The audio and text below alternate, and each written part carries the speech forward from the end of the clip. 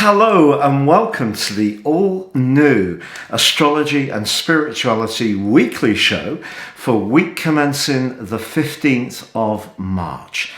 Thank you so much for joining us and also for all your lovely comments that we've received over the last few days on the last two daily shows. So this is a new format. It's going to take us a little bit of time to get this exactly as we'd like, so please stay with us. And first of all, Elisa's going to explain to you how we're going to do the tarot for this week, which is going to be somewhat unique, we think. It's not unique in the sense that the tarot's never been done like this, it's just perhaps a little bit more unique to YouTube at the moment. So, with no further ado, Elisa. Thank you so much. So for the tarot, we've had the discussion together and we thought that we would go into the more technical side of tarot in a way. Now, astrology can exist completely on its own. It does not need tarot. It never has done. However, tarot does really rely on astrology. Astrology is almost like the big brother that tarot looks up to steal some of its ideas and use it for its own. And that's perfectly fine. We can have a crossover of modalities. So I'm about to put an image on the screen now, which is a very interesting concept. It's a hermetic wheel which really ties in tarot and astrology together. Now you can see for this week we are in the final decan of Pisces. This means that the chart that you can see on the screen is split into 12 signs, 12 zodiac signs, just like in astrology. And each zodiac sign is split into 3 10-degree decans. The first is always a very cardinal decan. It is I do, it's I get the job done. Then the next one is a very fixed decan. It's like I'm going to stick at this, I'm going to really see it through to the end. And the last decan is mutable. It's finished its job, it's had enough, and it moves along. So we are in, for this week, the final decan of Pisces. And if we can look on the screen here, we see that the final decan of Pisces is ruled by the 10 of Cups. So if you're born between this time frame of the 11th and the 20th of March, this is the pip card that rules your birthday. Fantastic. So we can really... You're very, very fortunate to have Definitely. that. It's one of my most favorite cards in the tarot deck. It's very joyful. The 10 of Cups is about real triumph after an end of difficulty. It's about good communication, harmonious relationships. So the fact that this card is ruling this week, we can really get some good stuff out of that. The court card that is ruling this week is also the Queen of Wands. So it's very fiery and it's very passionate about getting the job done. But as we move into the end of the week, we are going to have the Equinox. And we can see by the wheel on this screen that as we just move into Saturday, we're going into the first decan of Aries, which is that cardinal decan of initiation. And surprise, surprise, this decan is ruled by the 2 of Wands, which is very much a go-getting energy. It's about partnerships, it's about initiation. It can be to do with business partnerships, relationship partnerships. So really for this week, we're going from that 10 of Cups communication into that 2 of Wands getting things done. So actually a very positive on the tarot front, really. That's absolutely fantastic, Elisa. Now what Elisa's now going to do is shuffle the tarot cards and come up with a specific card to support the court card and the pip cards, the 2 pip cards. Yeah. So what we've just done there is very technical, isn't it? That's the technical, very fixed tarot spread, if you like, of the year and how it's divided. But this is the more spiritual side of it, where we're more divinely led and divinely guided to see what message comes through for us this week. And what I like about the 10 of Cups is it's very much like Pisces at its very best, where we use emotion in a very joyful way. I love that. And the 2 of Wands obviously is where, you know, that Aries energy comes in on Saturday, the spring equinox, the start of the new astrological year, and it is that time of initiation, new beginnings. Fantastic. So how wonderful. I love that. So let's see what our supporting tarot card has to say.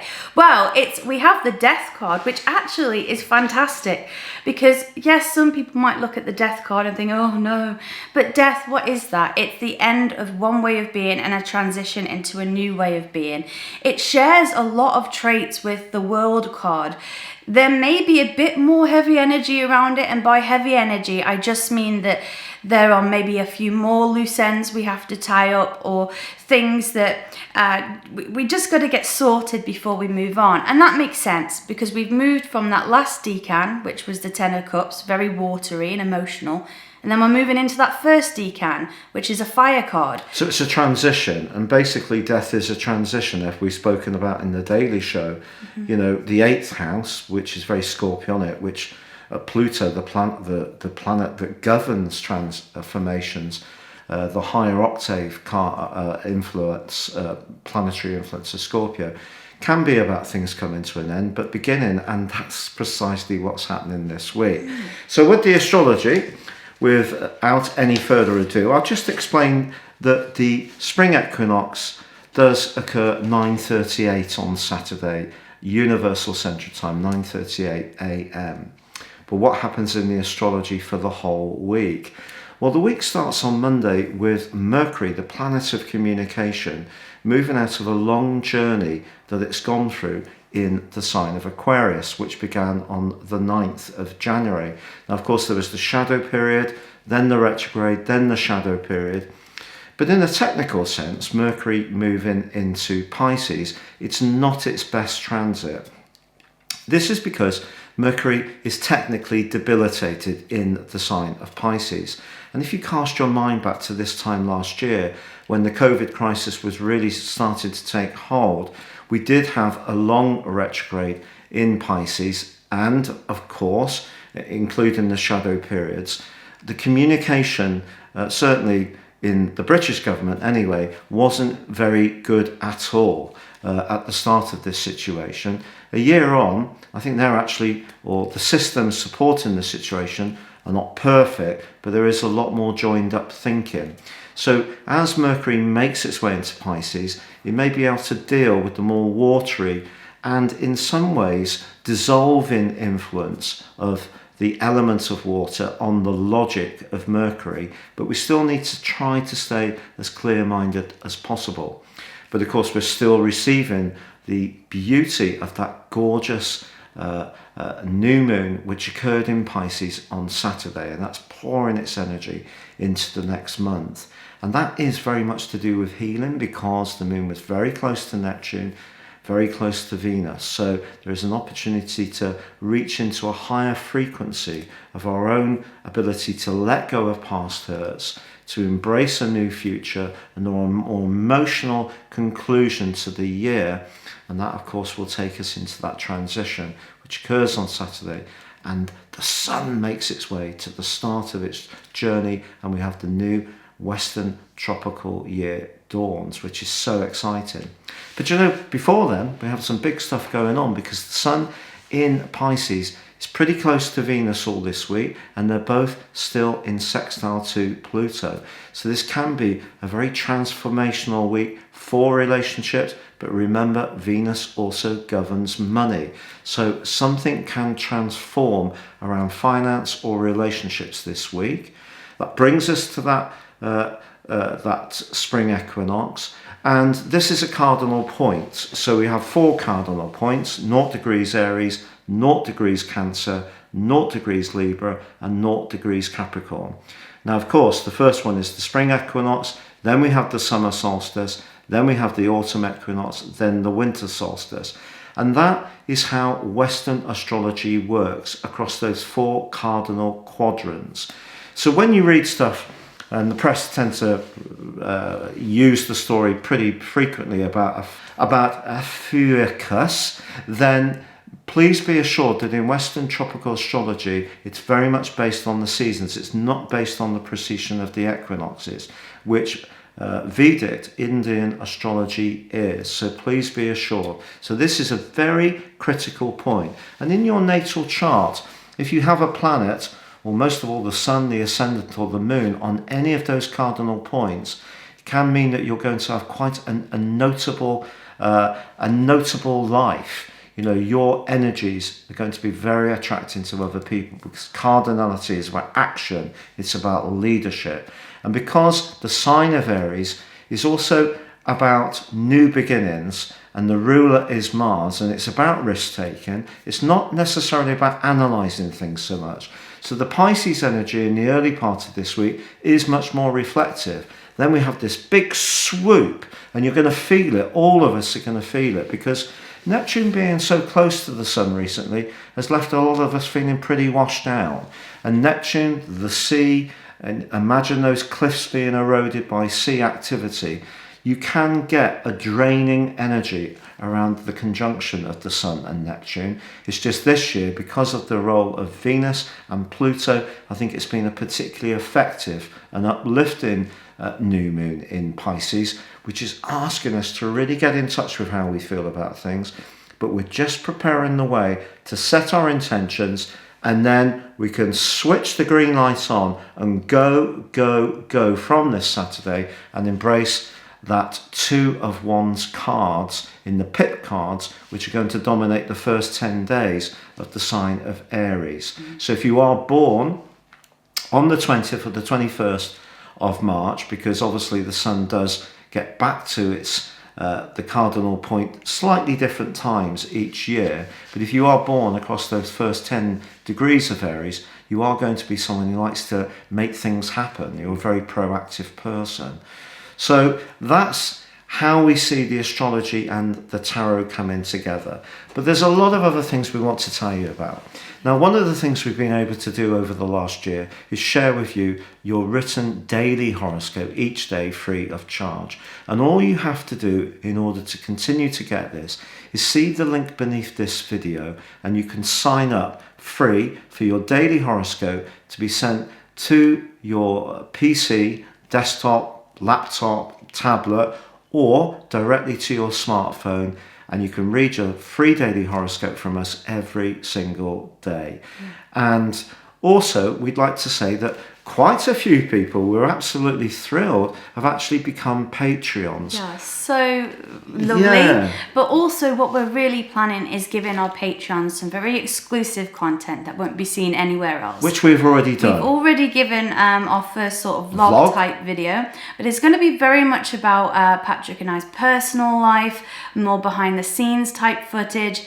And so if you would like to have more of that kind of, information or backstory, then becoming a Patreon from as little as $3 a month helps us, but also hopefully that we can give you some insights into our personal life as well. That's right. And one of the things that Elisa's going to be doing for Patrons in the next few days is put together the story of how the rebuild to the house has gone forward. So there's going to be a series of pictures there which you'll be able to physically see how things have evolved. And obviously once we do move to the seaside and we start engaging in all our pursuits there, you can see how it's almost like a little documentary. But you're very welcome to join us with that. But for everyone else, thank you so much for your continued support. The real reason, I guess, that we have stopped doing the dailies has because our energy has really dropped. We're trying to juggle all the different things we do.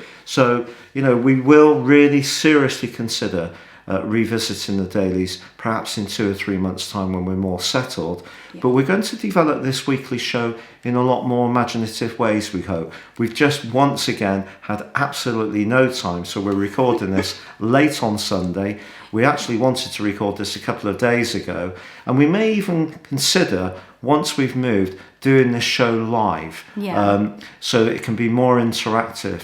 And one of the things we'd like to do for next week's weekly show is I'm going to do a chart analysis on one lucky person. So if you do sign up to become to get the free daily horoscope, what we will do is select someone from that list completely randomly, and I'll just someone whose birthday it is for that week, and I will just give them a mini solar return within the weekly show. Or if you don't want to sign up for the free daily horoscope and it is your birthday in the following week, just drop your birth details, time, date, place in the description box underneath YouTube, and we will pick a lucky winner.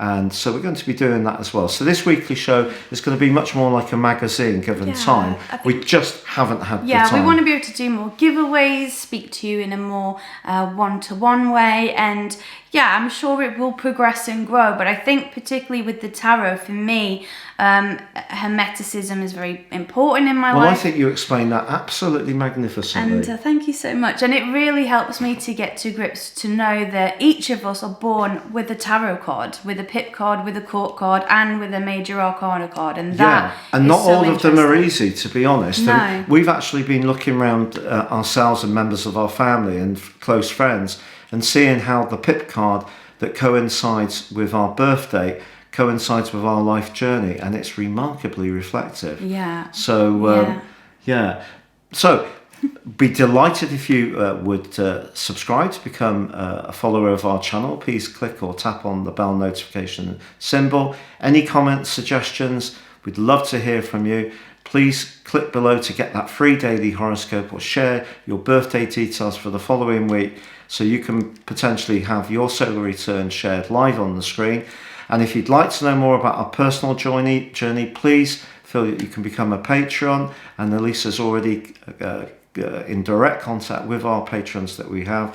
And thanks for all of you for your tremendous encouragement to look after our health and our energy and focus on what we really have to do in terms of our personal situation, which is go through this move, which obviously is a big thing for anyone. So thank you so much for all of your support. We'll be checking in the comments the whole week. So if you leave them, we'll answer them. And until we speak again in the following week. Yeah. Another thing I should just say is, if you would like to follow us on Facebook, please do so. And if you could share the show on your YouTube channel or your Facebook channel, please do that. Because, if the numbers had been higher and it was growing, we would have felt that, there was more reason to continue to do it. But they had been ebbing away a little bit. I think we're averaging about 1,300 views a day, which I know a lot of people would be very happy to get. But, the truth is that we need encouragement. And so if you can share the show with anyone, tell your friends about us, we'd be immensely grateful. So from the A Weekly team, it's goodbye from him. And it's goodbye from us. Goodbye.